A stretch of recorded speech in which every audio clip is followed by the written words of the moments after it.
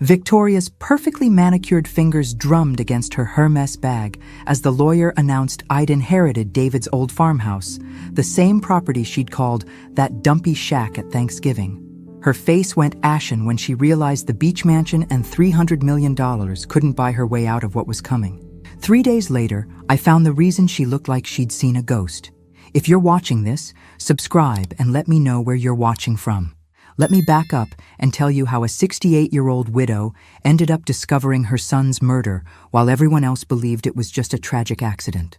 2 weeks ago, my David died in a car crash on Highway 9. Single vehicle, late at night, no witnesses. The police called it driver fatigue.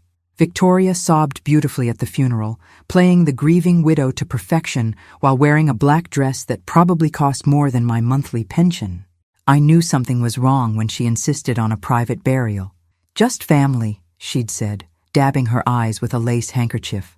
David had dozens of friends who wanted to pay their respects, but Victoria claimed she was too fragile for a large service. The will reading was even stranger. David's lawyer, Mr. Patterson, seemed confused as he read the terms.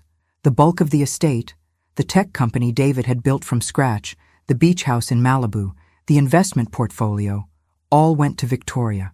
Fair enough, she was his wife. But then came the surprise. To my mother, Margaret Sullivan.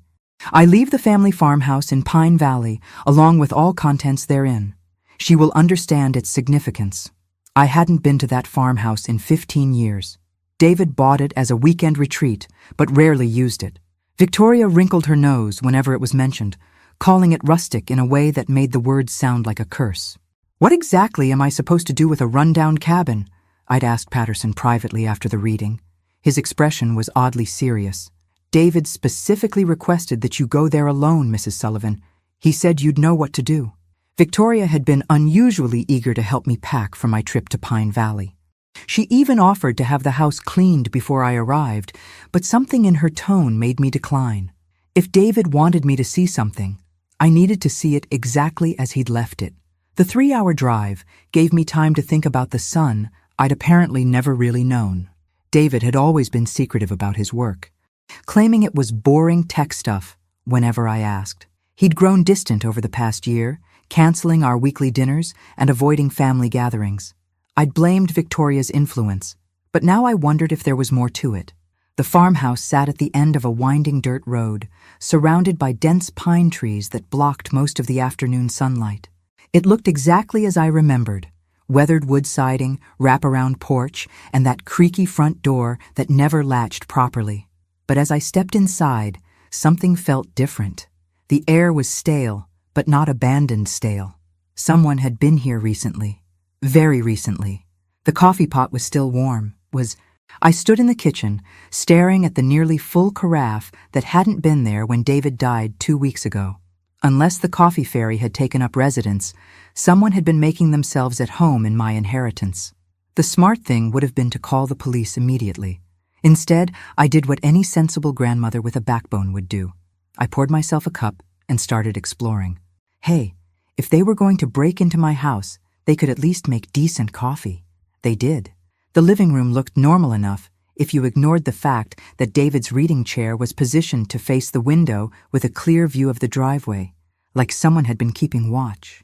A pair of binoculars sat on the side table, along with a notebook filled with license plate numbers written in David's familiar handwriting. The dates went back 6 months. The most recent entry was from the day before he died. Interesting hobby, David, I muttered, flipping through pages of meticulous observations. Apparently, my tech executive son had been playing detective in his spare time. The question was, investigating what? I found part of the answer in his bedroom upstairs. Hidden behind a loose floorboard under the bed was a metal box containing documents, photographs, and what looked like financial records. But not just any financial records. Bank statements showing massive transfers from shell companies, cryptocurrency transactions, and deposits that didn't match Victoria's explanation of David's successful tech business. The photographs were even more interesting. Victoria meeting with men I didn't recognize in parking garages, restaurants, and what appeared to be an offshore banking office in the Cayman Islands. All taken with a telephoto lens, all carefully dated and catalogued. David had been investigating his own wife. The most recent photo was stamped just 5 days before his death. Victoria shaking hands with a man whose face I recognized from the business section of the newspaper, Anthony Marchetti, currently under federal investigation for money laundering. I sat back on my heels, pieces of a very ugly puzzle starting to form. David's successful tech company was apparently successful at laundering money for some very unpleasant people. Victoria wasn't the grieving widow, she was his business partner. And David had figured it out. The sound of gravel crunching in the driveway made me freeze. A car was coming up the road, moving slowly like someone who knew exactly where they were going. I stuffed the most damaging photos and documents into my purse, replaced the floorboard, and made it to the living room window just as a sleek black sedan pulled up beside my ancient Honda. Victoria stepped out, no longer playing the fragile widow. She moved with purpose, checking her phone before approaching the house. She had a key. I had about 30 seconds to decide whether to confront her or hide. The smart money was on hiding, but I'd never been accused of being too smart for my own good. "Hello, Victoria," I said pleasantly as she walked through the front door like she owned the place, which, technically, she didn't. Lovely day for a drive to the country.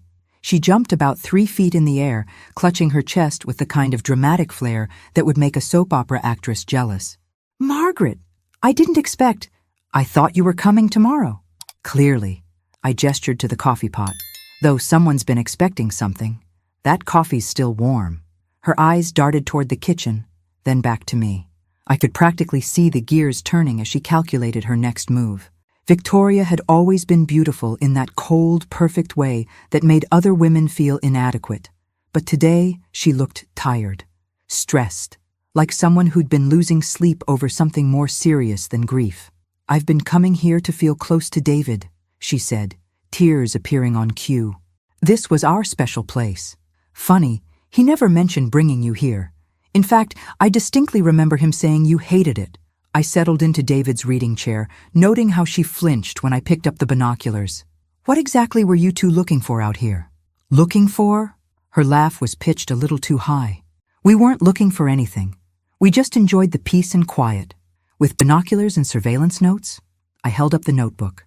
David was keeping track of every car that came down this road for the past 6 months, including yours, it seems. 12 visits, always on Thursdays, always staying exactly 2 hours. The tears vanished. Victoria's mask slipped just enough for me to see the calculation underneath. "You don't understand what you're dealing with, Margaret." David was paranoid toward the end, obsessed with conspiracy theories. Conspiracy theories like money laundering?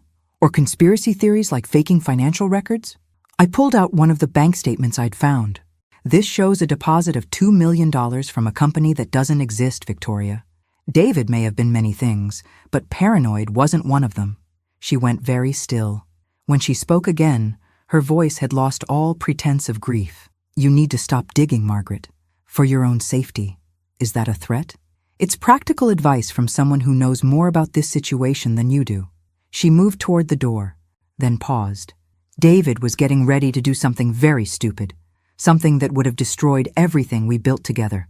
His death was unfortunate timing. The way she said unfortunate timing made my blood run cold. "Are you telling me my son's death wasn't an accident?" She smiled, and for the first time since I'd known her, it was completely genuine. "I'm telling you that accidents happen to people who don't know when to stop asking questions." After she left, I sat in the growing darkness, my mind racing. David hadn't just been investigating Victoria's business activities. He'd been building a case against her. All this evidence, carefully collected and hidden. He'd been preparing to expose whatever they'd been involved in together. But Victoria had realized what he was planning, and now she was inheriting everything while he was 6 feet underground. I pulled out my phone to call the police, then hesitated. What proof did I actually have? Photos and financial records that could be explained away. The word of a grieving mother against a bereaved widow with very expensive lawyers. No, I needed more evidence. And I had a feeling David had left more than just documents in this house. The basement was where David had always hidden his treasures as a boy. Baseball cards, comic books, and that bottle of whiskey he'd swiped from his father's cabinet when he was 16. I'd pretended not to know about his secret hiding spots. but mothers know everything. Apparently, some habits never change. The modern security system built into the basement wall was definitely not original to this 1940s farmhouse. Hidden behind what looked like an electrical panel was a sophisticated digital safe, complete with biometric scanner, and enough warning labels to stock a hazardous materials facility. David's thumbprint, of course, wouldn't open it, but he'd always been a belt and suspenders kind of kid when it came to backups. I found the manual override key exactly where I expected it, taped inside the old mason jar labeled Grandma's Cookies that had been my mother's. Some family traditions apparently ran deeper than money laundering and murder. The safe contained enough evidence to put Victoria away for several lifetimes. Financial records showing the systematic theft of millions from David's legitimate tech business to fund what appeared to be an international cryptocurrency laundering operation. Email printouts detailing meetings with known criminals, and a detailed timeline showing how Victoria had gradually taken control of every aspect of David's business while he was distracted by what he thought was their marriage. But the real prize was David's laptop, still logged in and containing his full investigation. Video files, recorded conversations, and a detailed confession he'd apparently been preparing to turn over to the FBI. The final video was dated the day before he died. David looked exhausted, speaking directly into the camera with the kind of resignation that comes from knowing you're about to blow up your entire life. If you're watching this, Mom, it means I didn't make it to my meeting with the FBI tomorrow. Victoria doesn't know about this safe, but if something happens to me, she'll come looking for the evidence I've been collecting. I need you to know that everything I did to protect you. He paused, running his hand through his hair in the gesture I'd seen him make since childhood, whenever he was struggling with a difficult decision. Victoria threatened you specifically, Mom. She said if I turned state's evidence, her associates would make sure you paid the price. I couldn't let that happen. But I also couldn't keep pretending I didn't know what she was doing. So I made a different plan. The video went on to explain how David had secretly transferred legitimate assets into my name months ago, using the farmhouse inheritance as a cover. Victoria thought she was getting everything, but most of what she'd inherited were shell companies filled with debt and federal seizure orders waiting to be executed. The FBI raid should happen within 48 hours of my death, David continued. I've set up an automated system to deliver all this evidence if I don't check in every 24 hours. Victoria will be arrested, her associates will be neutralized, and you'll be safe. The only thing I need you to do is stay away from the beach house until it's over. The timestamp on the video showed he'd recorded it 18 hours before his death. 18 hours before what Victoria called his accident. I sat back, absorbing the implications. My son had faked his own death to protect me and bring down his wife's criminal operation. Except something had gone wrong, because Victoria was still free and the FBI raid hadn't happened, which meant David's automated system had failed, and I was sitting on evidence that could expose the biggest money laundering operation the feds had seen in years. The sound of multiple cars coming up the driveway made me freeze. Through the basement window, I could see headlights, too many headlights, approaching the house. Apparently, Victoria had decided I was asking too many questions. 3 black SUVs in the driveway meant this wasn't a social call. I had about 2 minutes before they realized I wasn't answering the door and decided to invite themselves in. Enough time to make a choice that would either save my life or end it spectacularly. I grabbed David's laptop, stuffed the most incriminating evidence into a waterproof bag, and did something I hadn't done since I was 12 years old. I crawled out through the basement window. Thank goodness for small mercies and the fact that I'd kept up with my yoga classes at the senior center. Getting back in through that window was going to be considerably more challenging, assuming I lived that long. The woods behind the farmhouse were dense enough to hide in, but familiar enough that I wouldn't get hopelessly lost. David and I had hiked these trails dozens of times when he was young, back when he thought his mother was the smartest woman in the world instead of an obstacle to his criminal enterprise. From my hiding spot behind a massive pine tree, I watched Victoria direct her associates like a general commanding troops. They moved with professional efficiency, searching the house room by room. Not thugs. These were people with training and expensive equipment. One of them found the open basement safe within minutes. Victoria's voice carried clearly in the cold air as she screamed at them for being too late. Apparently, losing millions in evidence makes even the most composed criminals lose their temper. "She has everything," Victoria shouted into her phone. "David's laptop, the financial records, probably the video files. We need to find her before she gets to the FBI." The man she was talking to must have asked the obvious question about why they hadn't simply killed me already, because Victoria's response was illuminating. "Because we don't know what automatic triggers David set up. If his mother dies under suspicious circumstances, it might activate fail-safes we haven't found yet.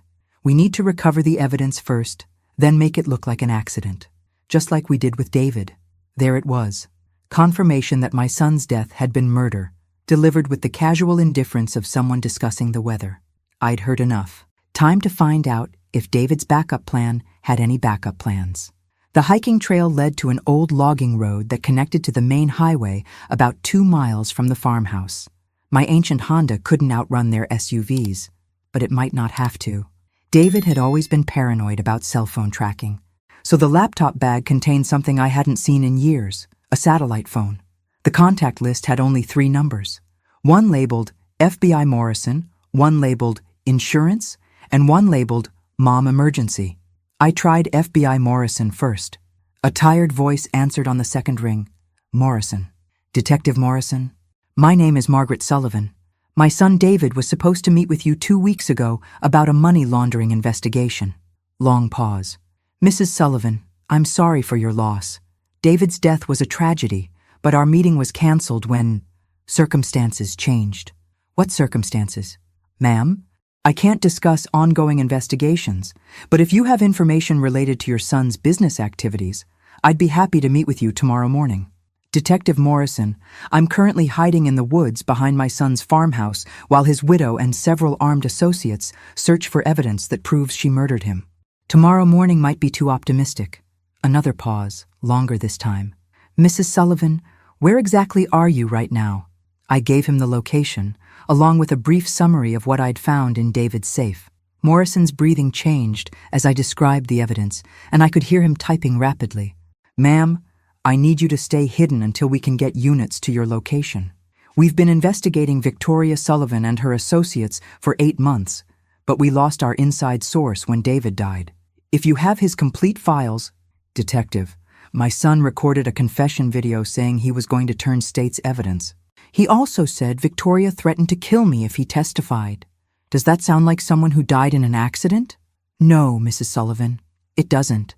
Stay on the line and keep moving toward the highway. We're coming to get you." Through the trees, I could see flashlights moving through the woods. Victoria's people had realized I'd escaped and were starting a systematic search. Professional or not, they were about to discover that hunting a 68-year-old woman in terrain she'd known for decades was considerably harder than it looked.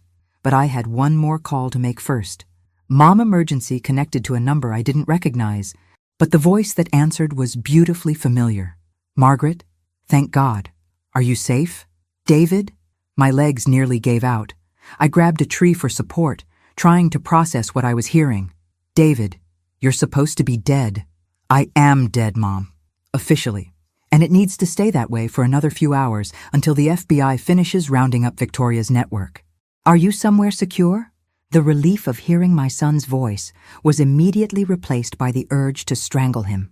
"Secure? I'm hiding in the woods behind your farmhouse while your homicidal wife hunts me with what appears to be a small army. How exactly is this part of your plan? It wasn't supposed to happen this way. You were supposed to find the evidence tomorrow, after the arrests were made. Victoria wasn't supposed to realize you'd been to the house." His voice was tense, strained. "Mom, I'm sorry.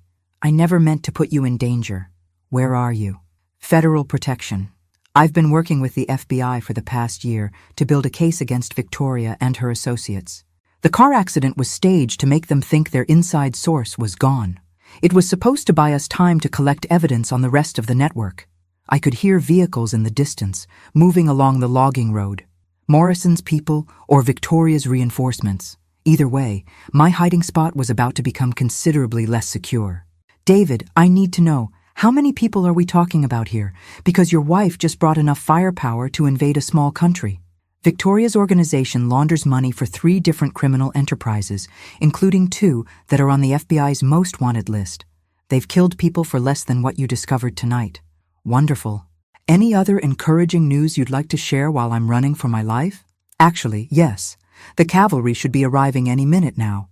I've been tracking your location through the satellite phone, and I've got federal agents converging on your position from 3 directions. And Victoria's people? Also being tracked. Mom, I need you to stay on the line and keep moving toward the highway. Don't trust anyone until you see FBI badges, and don't give up that laptop bag no matter what happens. Through the trees ahead, I could see flashing lights. Lots of them. Red and blue, not the white searchlights Victoria's people had been using. Either the FBI had arrived in force, or Victoria had managed to steal some police cars. David, one more question. If this was all an elaborate plan to catch the bad guys, why did it feel like you were saying goodbye in that video message?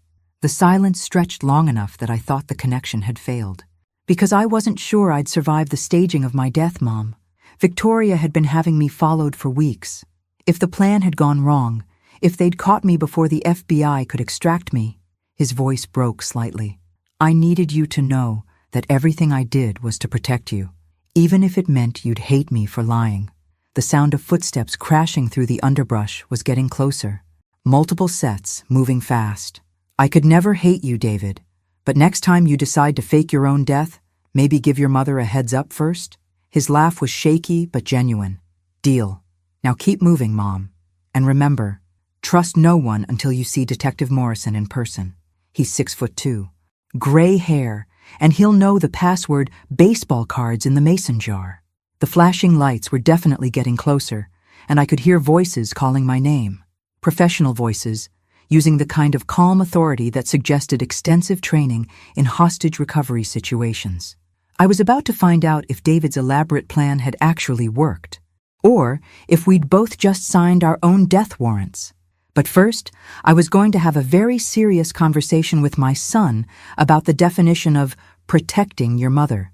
Detective Morrison was exactly as advertised, 6'2", gray hair, and the kind of steady presence that suggested he'd talked more than one person down from very tall buildings. When he said, baseball cards in the mason jar, I nearly cried with relief. Mrs. Sullivan, we need to get you to a secure location immediately, he said, gesturing toward a black SUV that looked suspiciously like the ones Victoria had brought. Your son's evidence is more valuable than you realize. More valuable than exposing a multi-million-dollar money laundering operation? I clutched David's laptop bag closer. What exactly has my son gotten himself mixed up in?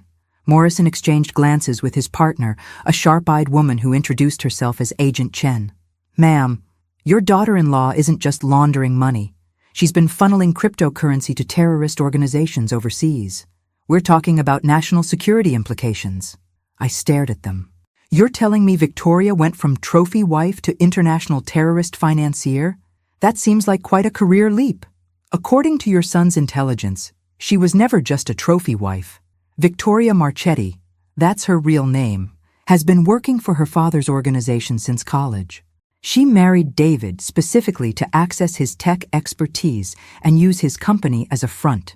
Agent Chen opened a tablet, showing me surveillance photos of Victoria meeting with people who looked like they stepped out of a crime thriller. She's been playing the long game for 8 years, slowly gaining access to David's systems and building a network of shell companies. And David figured this out? Eventually. But by then, she'd embedded herself so deeply in his business that exposing her would have meant destroying everything he'd built, until he found evidence that she was planning to eliminate him anyway. The SUV pulled into what looked like a federal building, complete with enough security measures to protect the Pentagon. As we walked through multiple checkpoints, Morrison continued briefing me on the situation. The problem is, Victoria's network extends beyond what David documented. We've been tracking payments to at least 15 different criminal organizations, including 2 that specialize in eliminating federal witnesses. Is that why you needed David to fake his death? It was his idea. Actually, he said Victoria would never stop hunting him if she thought he was alive, but if she believed he was dead, she'd focus on covering her tracks instead of eliminating threats. We entered a conference room where David was waiting, looking tired but alive and wonderfully familiar. I hugged him hard enough to crack ribs, then immediately started lecturing him about giving his mother heart attacks. "I'm sorry, Mom, but we needed Victoria to feel safe enough to start moving money again. We've been tracking every transaction since my death, and tonight she's attempting to transfer $50 million to accounts in 3 different countries, which we'll be stopping," Agent Chen added, along with arresting everyone involved in the transfer. David pulled up financial records on his laptop. The beauty of Victoria's operation is that she documented everything. She couldn't resist keeping detailed records of her success. Every transaction, every meeting, every criminal contact. It's all in her private files. "Files you accessed how exactly?" He grinned. "I designed her security system, Mom. She changed the passwords, but not the back doors." The pieces were finally coming together, but something still bothered me about the timing.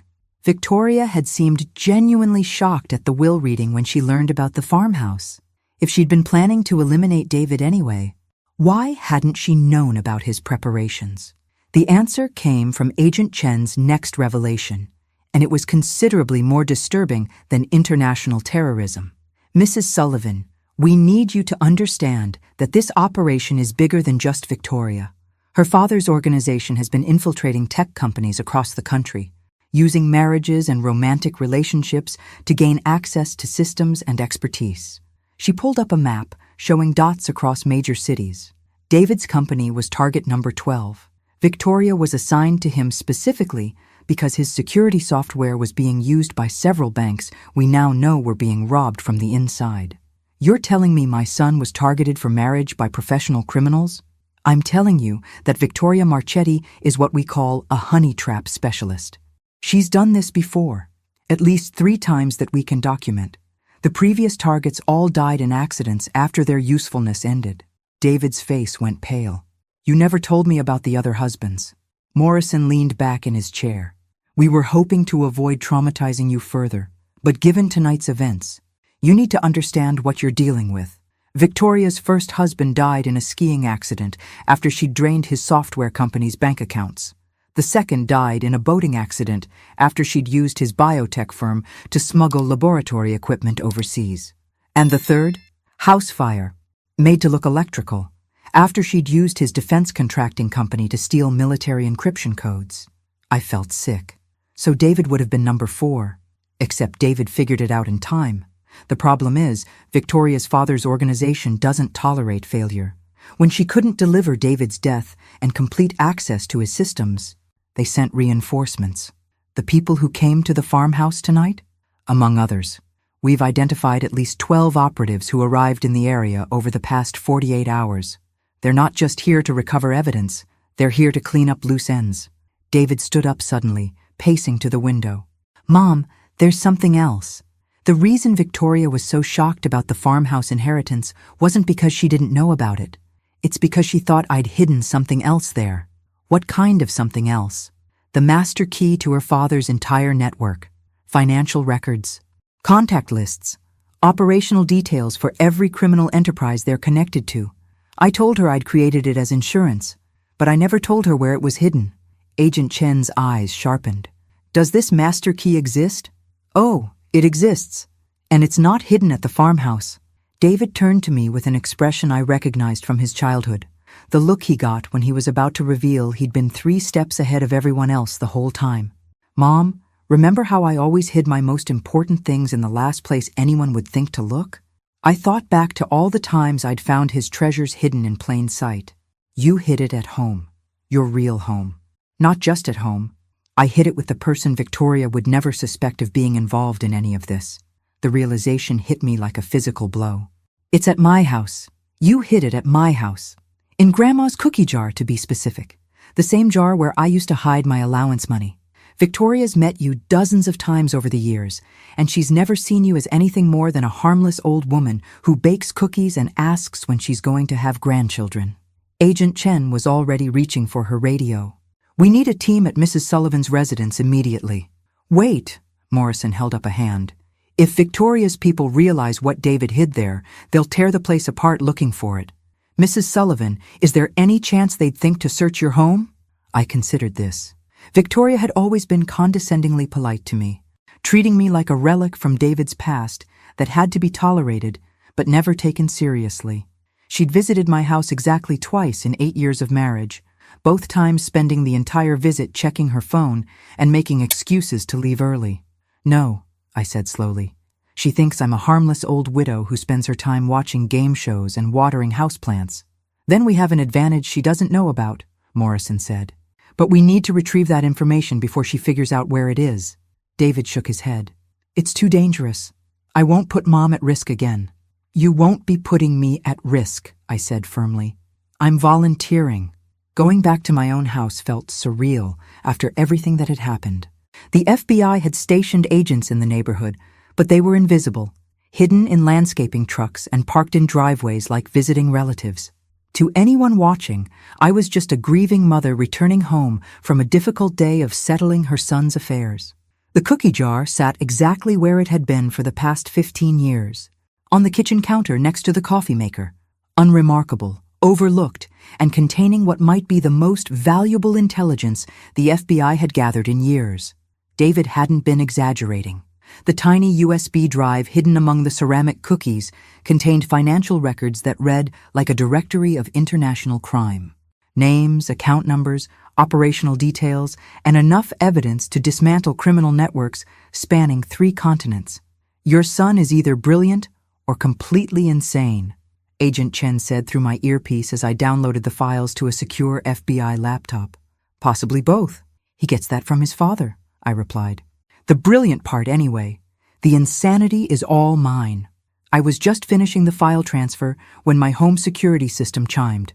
Someone was at my front door. The FBI surveillance team's voice crackled through the earpiece immediately. "Mrs. Sullivan, stay calm. We have visual on 2 individuals approaching your front door. One appears to be Victoria Sullivan." Through the peephole, I could see Victoria standing on my porch, looking every inch the bereaved widow. She was alone, except for one man in an expensive suit who looked like he belonged in a boardroom rather than breaking into suburban homes. "Mrs. Sullivan," Morrison's voice was tense, "do not answer that door. We're moving agents into position now." But I was already turning the deadbolt. Sometimes you have to trust your instincts, and my instincts were telling me that running and hiding weren't going to solve this problem. "Hello, Victoria," I said pleasantly, opening the door with the same warm smile I'd been using on unwelcome visitors for decades. "This is a surprise.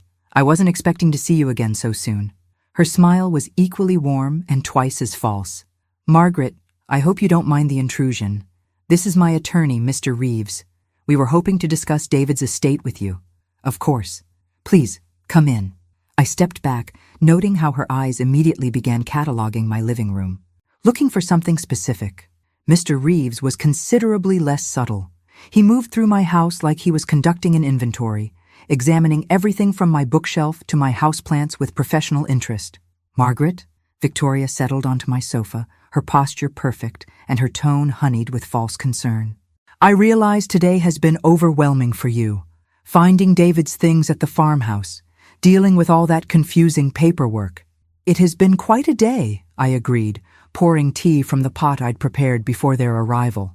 Though I have to say, some of David's papers were more interesting than confusing. Her hand paused halfway to her teacup. "Oh? Financial records mostly.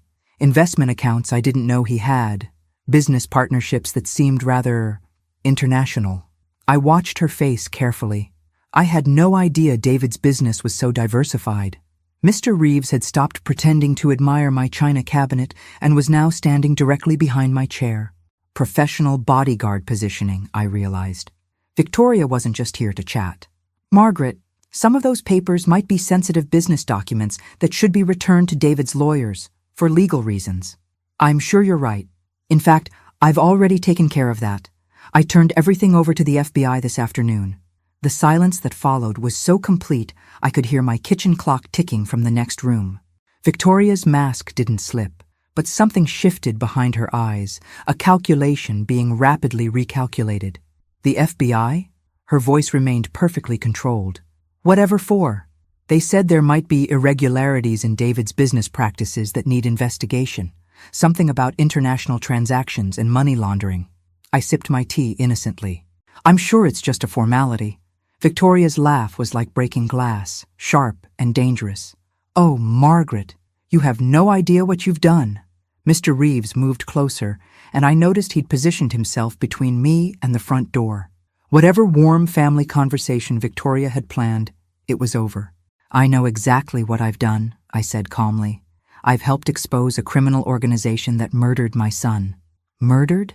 Victoria's eyes went wide with theatrical shock. "Margaret, David died in a car accident. You were at the funeral." "I was at a funeral for an empty casket, Victoria. Or should I call you Victoria Marchetti?" "I understand that's your real name." This time her mask didn't just slip, it shattered completely. The grieving widow vanished, replaced by someone cold and calculating and genuinely dangerous. "You stupid old woman," she said softly. "Do you understand what you've cost me? What you've cost my family? Your family of international criminals? I'd say I've cost them exactly what they deserved." Mr. Reeves pulled out his phone, speaking rapidly in what sounded like Italian. Victoria stood up, no longer bothering to maintain her facade of politeness. "David was supposed to die quietly, and you were supposed to grieve quietly, and none of this was supposed to involve federal agents." She began pacing, her perfect composure cracking with each step. "But you couldn't leave well enough alone, could you? You threatened to kill me if David testified against you. Did you really think I'd just let that slide? I threatened you because David needed motivation to keep his mouth shut, but he was always too sentimental about family." She paused by my mantelpiece, picking up a framed photo of David as a child. "It's ironic, really. His love for you is what made him so easy to manipulate in the beginning, and it's what made him so dangerous in the end." "Dangerous how?" Victoria smiled, and for the first time since I'd known her, it reached her eyes. "Because he thought faking his death would protect you. He thought if I believed he was dead, I'd take my money and disappear. But David never understood the family business." She set the photo down carefully, like she was handling something precious. "We don't leave loose ends, Margaret. We never have." Mr. Reeves finished his phone call and nodded to Victoria. "Whatever he'd arranged." She looked satisfied. "The good news is, this will all be over soon. The bad news is, you're going to have a very unfortunate accident." I looked around my living room, noting the positions of FBI agents I couldn't see but knew were there. Victoria and Mr. Reeves were standing in front of the window, perfectly positioned for the surveillance cameras hidden in my neighbor's tree. "Before I have my unfortunate accident," I said conversationally, "would you mind satisfying an old woman's curiosity?" "About what? How long have you been planning this? The marriage to David, the money laundering. All of it?" Victoria glanced at Mr. Reeves, who checked his watch and nodded. Apparently, they had time for one last villain monologue. 12 years, she said. "I spent 4 years in computer science classes, learning everything I needed to understand David's work. 2 years building a fake identity and backstory. Then 6 years of marriage, slowly gaining access to his systems and his trust. And you never felt anything for him? Not even a little?" Her expression softened slightly. "David was kinder than I expected, more genuine. There were moments when I almost regretted what I had to do. Almost. But business is business, Margaret, and family is family." Mr. Reeves moved toward me, and I knew our conversation was over. Whatever the FBI had planned, it needed to happen now. "Just one more question," I said quickly. "If you've been planning this for 12 years, how did David figure it out?" Victoria's smile turned triumphant. "He didn't figure it out, Margaret. We told him." That stopped me cold. "What?" 6 months ago, my father's organization decided David had served his purpose. We told him exactly who I was, what I'd been doing, and what was going to happen to him." Her eyes glittered with malicious pleasure. "We wanted him to know that everything he'd believed about his life was a lie. The cruelty of it took my breath away. They hadn't just planned to kill David. They'd wanted him to suffer first. That's when he contacted the FBI," I whispered. "That's when he signed his own death warrant," Victoria corrected. "And yours." Mr. Reeves reached into his jacket, and I closed my eyes, thinking of David and hoping the FBI's timing was better than mine had been. The sound I heard wasn't gunfire. It was my front door exploding inward as federal agents flooded my living room like an avenging army. Victoria dove behind my sofa, Mr. Reeves spun toward the agents with his weapon drawn, and I did what any sensible grandmother would do in a shootout. I hit the floor and stayed there. The entire confrontation lasted maybe 30 seconds. When the shouting stopped and I opened my eyes, Victoria was in handcuffs and Mr. Reeves was being read his rights by Agent Chen. "Mrs. Sullivan," Morrison helped me to my feet, checking me for injuries. "Are you hurt?" "Only my pride," I said, brushing dust off my cardigan. "Though I have to say, your timing is impeccable." David burst through the front door, followed by what appeared to be half the FBI's field office. He gathered me into a hug that lifted my feet off the ground. "Mom, when I heard they'd cornered you here, I thought, you thought your mother was too old and helpless to handle a couple of international criminals?" I pulled back to look at him sternly. "David Sullivan, I raised you better than that." He laughed, tears streaming down his face. "You're right. I should have known better." Agent Chen approached with a satisfied expression. "Mrs. Sullivan, I need you to know that your cooperation tonight has helped us arrest not just Victoria and her associate, but 12 other members of their organization. The evidence your son collected, combined with what we gathered from tonight's operation, should put them away for life. And the master key files? Downloaded and secure. We've already begun tracing their financial networks and notifying international authorities." I looked over at Victoria, who was sitting in my kitchen chair with her hands cuffed behind her back. Even in custody, she maintained that perfect posture, though her mask had finally fallen away completely. She looked exactly like what she was, a predator who'd finally been caught. "Victoria," I called to her. She looked up with an expression of pure hatred. "I have one final question." Agent Chen started to object, but I held up a hand. This was important. "Did you ever, even for a moment, actually love my son?" She stared at me for a long time, and I saw something flicker across her face. Pain, maybe, or regret. "Yes," she said quietly, "and that was my biggest mistake." As they led her away, I realized that answer was the most honest thing she'd ever said to me. Later that evening, after the FBI had finished processing my house as a crime scene and David had been officially resurrected from the dead, we sat on my back porch drinking coffee and watching the sunset. "So what happens now?" I asked. "Now you get to be a normal grandmother again," David said. "No more international conspiracies, no more fake deaths, no more criminal masterminds trying to kill you." "Sounds boring." He laughed. "Mom, most people would consider that a good thing. Most people haven't spent the last week discovering that their ordinary lives were anything but ordinary." I sipped my coffee, thinking about everything that had happened. "David, why did you really choose to fake your death instead of just going into witness protection?" He was quiet for a long time. "Because Victoria told me that if I testified against her, her organization would torture you to death to make me watch. I couldn't risk that." "Mom, I couldn't risk you. So you chose to let me think you were dead instead." "I chose to protect you the only way I knew how." I reached over and squeezed his hand.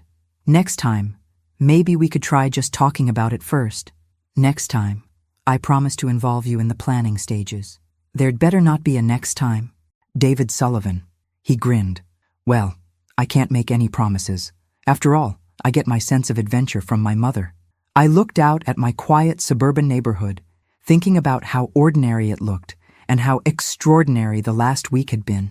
Victoria had been right about one thing. I was just a harmless old woman who baked cookies and watered houseplants. But she'd been wrong about everything else. Harmless didn't mean helpless, and ordinary didn't mean defenseless. And sometimes, the most dangerous enemies are the ones who underestimate the power of a mother protecting her child. Thanks for listening. Don't forget to subscribe and feel free to share your story in the comments. Your voice matters.